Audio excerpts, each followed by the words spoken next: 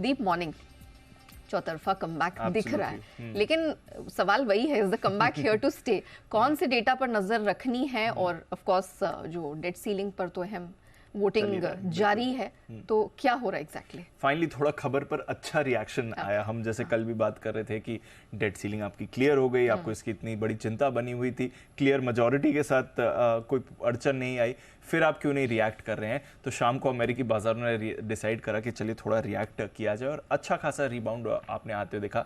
शुरुआत थोड़ी सुस्त हुई थी, बट ऑलमोस्ट पहले 10-15 मिनट की वीकनेस के बाद आपने देखा कि जबरदस्त रिकवरी अमेरिकी बाजारों में आई, और फिर थ्रू द डे गेन्स उन्होंने होल्ड ही करी। इनफैक्ट निचले स्तरों से अगर आप देखें तो डाउ 350 अंक सुधर कर करीब 150 अंक ऊपर बना। इंट्राडे में तो ऑलमोस्ट 450 अंकों की रिकवरी हमने डाउ में देखी थी, तो अच्छी खासी बढ़त वहां पर आती हुई दिखी, अच्छा सुधार निचले स्तरों से था।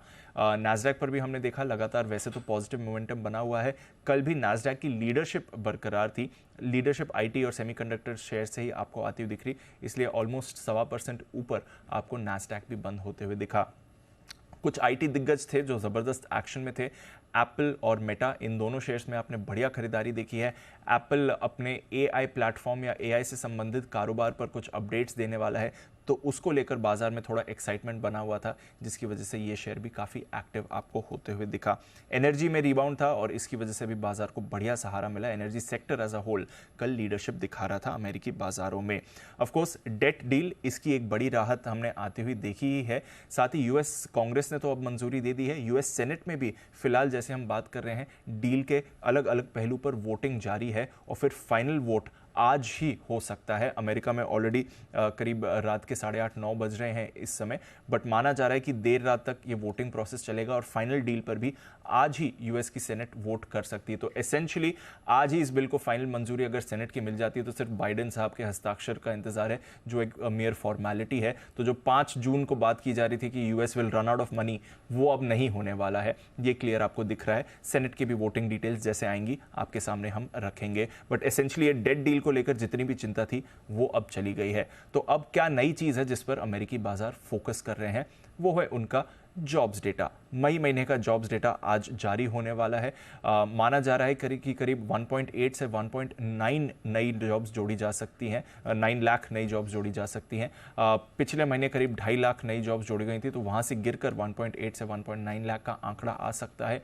बेरोजगारी 3.4% से हल्की बढ़कर 3.5% पर आने का अनुमान है। तो देखते हैं कैसा जॉब्स डेटा आएगा। जैसा कि हम पिछले कुछ दिनों से बात कर रहे हैं, बाजार ऑलरेडी प्राइस इन कर रहे हैं कि शायद जून महीने में रेट पॉज हो सकता है, जो 14 महीने की फेड की पॉलिसी है। बट ये डेटा काफी अहम रहेगा फेड पॉलिसी का इंडिकेशन देने के लिए, अगर जॉब मार्केट में आपको असल में सुस्ती देखने को मिलती है या नहीं, तो उस पर बाजार की नजर बनी हुई है। 10 साल की यील्ड 3.6% के आसपास स्टेबल है, कोई वहां पर मूवमेंट नहीं आ रहा है। यूरोप में भी कल आपने बढ़िया रिबाउंड देखा है, 1 से 1.25% तक की तेजी यूरोप के बाजारों में भी आती हुई रखी। यूरोपियन यूनियन का कल इन्फ्लेशन डेटा आपको आते हुए दिखा है, काफी बढ़िया डेटा आया है। अप्रैल के 7% से गिरकर मई में यूरोप का इन्फ्लेशन 6.1% का है, तो बड़ी गिरावट हुई है। बाजार ने 6.3% का अनुमान लगाया था, तो उसके मुकाबले भी अच्छा डेटा आया है, तो यहां से भी यूरोप के बाजारों को सहारा मिला। बट ऑफ कोर्स जैसे आप बता रही थी, बड़ा एक्शन हमने कमोडिटी बाजारों में आते देखा है। चौतरफा रिबाउंड अक्रॉस कमोडिटीज आपको दिखा है। एनर्जी ले लीजिए, मेटल्स ले लीजिए, गोल्ड एंड सिल्वर ले लीजिए, और डॉलर इंडेक्स में गिरावट का भी इसका योगदान था। डॉलर इंडेक्स 103.5 पर आते हुए दिखा है। इंट्राडे में 3 महीने की सबसे बड़ी गिरावट आपने आती हुई देखी, जिसकी वजह से बाकी सारी कमोडिटीज में बढ़िया उछाल था। ऑफ कोर्स ओपेक की बैठक है संडे को, उससे पहले कच्चे तेल में भी हमने रिबाउंड आते हुए देखा है। 2.5-3% उछलकर फिलहाल ब्रेंट आपको $74 के ऊपर दिख रहा है। देखते हैं क्या सहमति बनती है। कई सारी रिपोर्ट्स आ रही हैं दोनों तरफ के प्राइस एक्शन को लेकर, आउटपुट कट हो गया या नहीं उस पर। इसके अलावा सोना भी अब $2000 के करीब आ रहा है, 2 हफ्ते की ऊंचाई पर आपको दिख रहा है। बेस मेटल्स में रिबाउंड है, कॉपर और एल्यूमिनियम भी 2 हफ्ते की ऊंचाई पर आ गए हैं, और ज्यादातर एग्री कमोडिटीज भी काफी एक्टिव हैं। तो across asset classes, specially equities, कल हमने एक अच्छा रिबाउंड देखा है। डेट डील की चिंता खत्म हो गई है, अब देखना पड़ेगा यूएस का जॉब्स डेटा कैसा आता है।